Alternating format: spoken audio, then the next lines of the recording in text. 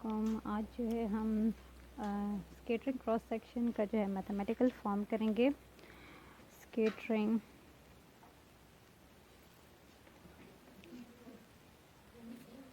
Cross section,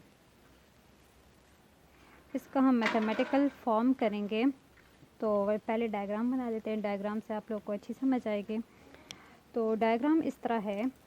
again वही हमारा जो पुराना सीन है कि हम एक लेते हैं टारगेट। यहाँ पे थोड़ा ले लेती हूँ, इस तरह डायग्राम इस तरह बना दूँ, यानी बस इस तरह बना दूँगी।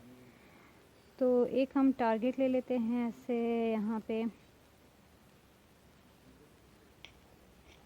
ये उसका सेंटर हो गया टारगेट का, और ये हमारे पास फुल टारगेट हो गया। ठीक है, यहाँ पे हम एक ड्रॉ कर देंगे। इसका सेंटर से हम जो इसकी लाइन है वो ड्रॉ कर देंगे। अब हम यहाँ पे पार्टिकल इंसिडेंट कराएंगे, तो इंसिडेंट कराने के लिए हम एक अगेन वही इम्पैक्ट पैरामीटर का डिस्टेंस, और यहाँ पे पार्टिकल हम ब्लैक से बना देंगे, अच्छा दिखेगा इस तरह। ये पार्टिकल हो गया। अब हम करेंगे क्या कि इस पार्टिकल को इंसिडेंट कराएंगे, ऐसे ये इंसिडेंट हो गया। ठीक, लेकिन यहाँ पे ये स्कैटरिंग होगी इसकी, ऐसे ये स्कैटर्ड हो गया। और हम इसका स्कैटरिंग एंगल कैसे निकालेंगे?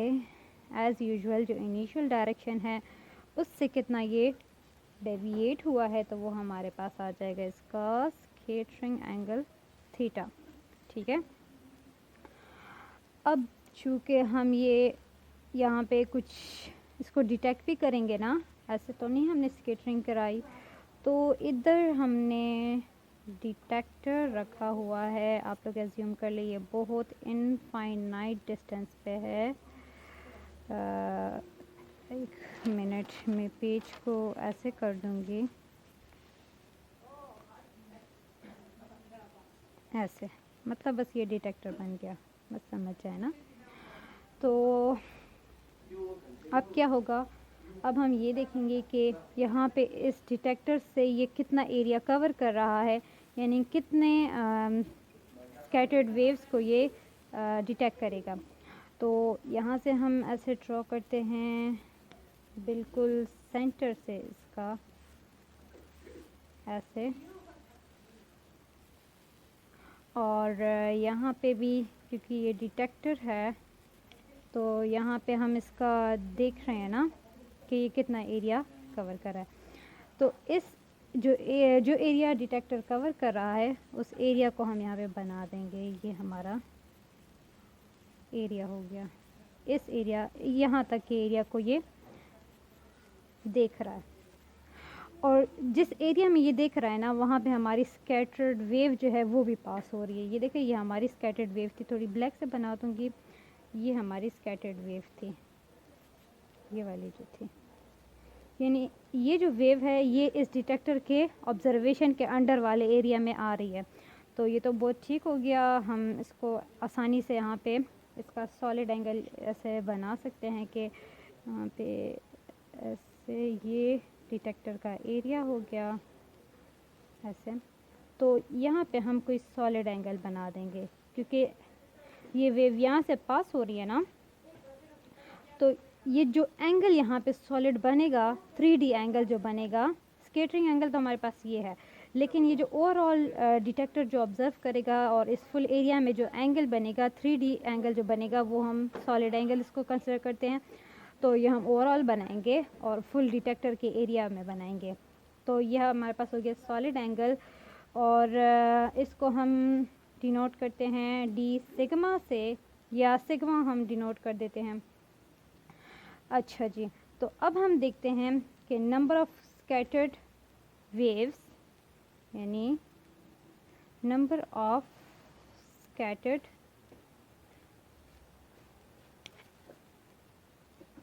Waves per unit time. ठीक है, पर यूनिट टाइम और किसी सॉलिड एंगल में, इन सॉलिड एंगल, वो क्या हैं, वो प्रोपोर्शनल हैं जे इंसिडेंस, और वो अगेन प्रोपोर्शनल है डी सिग्मा के, और अगेन प्रोपोर्शनल है यहाँ पे एन बी की फ़िलहाल ज़रूरत नहीं है, लेकिन खैर चलें देखें।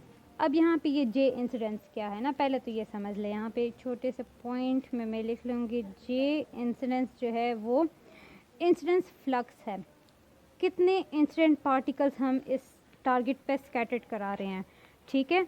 ये हमारे पास इंसिडेंस फ्लक्स है, जे इंसिडेंस जो है, यानी अगर मैं यहाँ पे लिख लूँ इंसिडेंस फ्लक्स, और फिर आ गया टी सिग्मा, ये क्या है, ये अगेन सॉलिड एंगल है, जिस सॉलिड एंगल को डिटेक्टर डिटेक्ट करेगा, तो इसको लिखने की ज़रूरत नहीं है।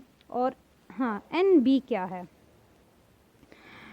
जैसे कि आप लोगों को रदरफोर्ड स्कैटरिंग एक्सपेरिमेंट का पता होगा, उन्होंने गोल्ड फॉइल पे मतलब स्कैटर्ड कराए थे, जो उसका रेडियो एक्टिव पार्टिकल था या सोर्स था, जो भी था, उसने गोल्ड फॉइल पे फॉल कराया था। तो गोल्ड फॉइल एक लंबी सी शीट थी, उसमें कितने ज़्यादा एटम्स थे, तो वो हर एक एटम जो है इंडिविजुअली एटम जो था वो as a scattering centre act कर रहा था, यानी एटम से ही हम स्कैटरिंग देख रहे थे ना, तो हर एक एटम जो था वो scattering angle scattering centre as a scattering centre act कर रहा था। तो अगर हम कहें कि ये एक पार्टिकल है, एक पार्टिकल को हम बी कह दें, तो नंबर ऑफ पार्टिकल्स को हम कहेंगे एन बी। कौन से पार्टिकल जो टारगेट में हैं, यानी स्कैटरिंग सेंटर्स, एन बी हमारे पास क्या है, नंबर ऑफ स्कैटरिंग सेंटर्स, यानी स्कैटरिंग सेंटर्स हमारे पास कितने हैं ना, स्कैटरिंग सेंटर्स, ठीक। अब जो ये हमने रिलेशन लिखा है ना इस टाइप में, इनको हम कंबाइन लिखते हैं। कंबाइन लिखेंगे तो ये हमारे पास आ जाएगा कि D N Q, number of scattered waves, और वो हम लिखेंगे थीटा और फाई। थीटा और फाई क्यों, ये मैंने आप लोगों को फर्स्ट वीडियो लेक्चर में बताया था कि जब हम स्फेरिकल सिमेट्री की बात करते हैं तो हम जस्ट रेडियल डिपेंडेंस देखते हैं, रेडियस पे उसका डिपेंड देखते हैं, वो हमारे पास इसमें यानी एंगल चेंज नहीं होता। तो इस वजह से हम अपनी आसानी के लिए सिमेट्री कंसिडर कर रहे हैं। तो ये हमारे पास डी एन हो गया, वो प्रोपोर्शनल है, हमने यहाँ पे इन सबको कंबाइन लिख लेंगे, J incidence dot D sigma dot N B.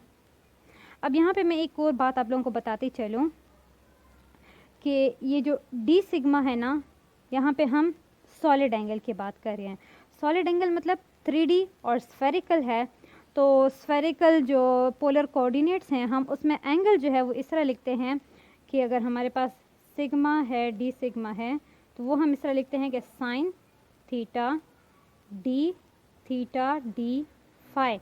क्यों एंगल हम इस तरह लिखते हैं, क्योंकि हमारे पास एक थीटा होता है और एक फाई होता है, यानी हमारे पास थीटा इस तरह होता है, इस तरह यहाँ पे ये जो एंगल यहाँ पे ये वाली साइड हम कहते हैं कि ये हमारे पास थीटा है, इस वाली साइड को हम फाई कहते हैं। तो इसी तरह अगेन अगर इसको हम कंसिडर करें तो ये भी इसी तरह आता है। स्फेरिकल पोलर कोऑर्डिनेट्स में ये जो एंगल हम लिखते हैं ना, वो इस तरह लिखते हैं कि साइन थीटा डी फाई, यानी सिंपल डी थीटा नहीं लिखते हम, उसमें हमारे पास 2 टाइप्स के एंगल्स आ जाते हैं, और वो ज्योमेट्री है सिंपल, उसको सॉल्व करके हमारे पास साइन थीटा, डी थीटा और डी फाई आ जाता है। तो ये बात आप लोगों ने याद रखनी है। तो डी सिग्मा जो है, यानी एंगल जो है, हम स्फेरिकल ज्योमेट्री में, स्फेरिकल पोलर कोऑर्डिनेट्स में इस टाइप का लिखते हैं। अब ऑफ कोर्स वही जो हमारा टिपिकल फिज़िक्स है कि प्रोपोर्शनैलिटी को ख़त्म करने के लिए हम कोई प्रोपोर्शनैलिटी कांस्टेंट लगाएंगे, तो वही करते हैं, इक्वल लगाते हैं, और यहाँ पे एक हम क्या कर रहे हैं, प्रोपोर्शनैलिटी कांस्टेंट इंट्रोड्यूस कर रहे हैं, सही। और जे इंसिडेंस आ गया, ये बाकी चीज़ें एज इट इज़ आ जाएंगी। सो ये जो प्रोपोर्शनैलिटी कांस्टेंट है ये हमारे पास आ गया डिफरेंशियल क्रॉस सेक्शन के इक्वल आ गया, यानी जो प्रोपोर्शनैलिटी कांस्टेंट को हमने लगाया ना, ये डिफरेंशियल क्रॉस सेक्शन है। तो डिफरेंशियल क्रॉस सेक्शन मैंने पिछले वीडियो में आप लोगों को थोड़ी बहुत इसकी डिटेल बता दी थी कि प्रोबेबिलिटी है स्कैटर्ड पार्टिकल्स की या स्कैटर्ड वेव्स की। तो अगर हम इसी फार्मूला को in terms of differential cross section लिखना चाहें तो ये टर्म जो है ये डिवीजन में आ जाएगी, यहाँ पे इसके नंबर ऑफ स्कैटर्ड पार्टिकल के डिवीजन में आ जाएगी ये वाली टर्म, तो वो हमारे पास इस तरह आ जाएगी। तो इसको हम in short capital D theta भी लिख सकते हैं डिफरेंशियल क्रॉस सेक्शन को। और इसकी डेफिनेशन हमारे पास ऐसे बनती है कि number of scattered particle per unit time पर इंसिडेंस फ्लक्स और सॉलिड एंगल और स्कैटरिंग सेंटर। तो नेक्स्ट वीडियो में अभी मैं आप लोगों को बताऊंगी कि ये जो कैपिटल डी थीटा है ये इस टर्म के कैसे इक्वल आया है। तो अभी जो है स्कैटरिंग क्रॉस सेक्शन में बस इतना ही था। तो कोई भी क्वेश्चन हो आप लोग से कमेंट्स में पूछ सकते हैं। टिल दैट अल्लाह हाफिज़।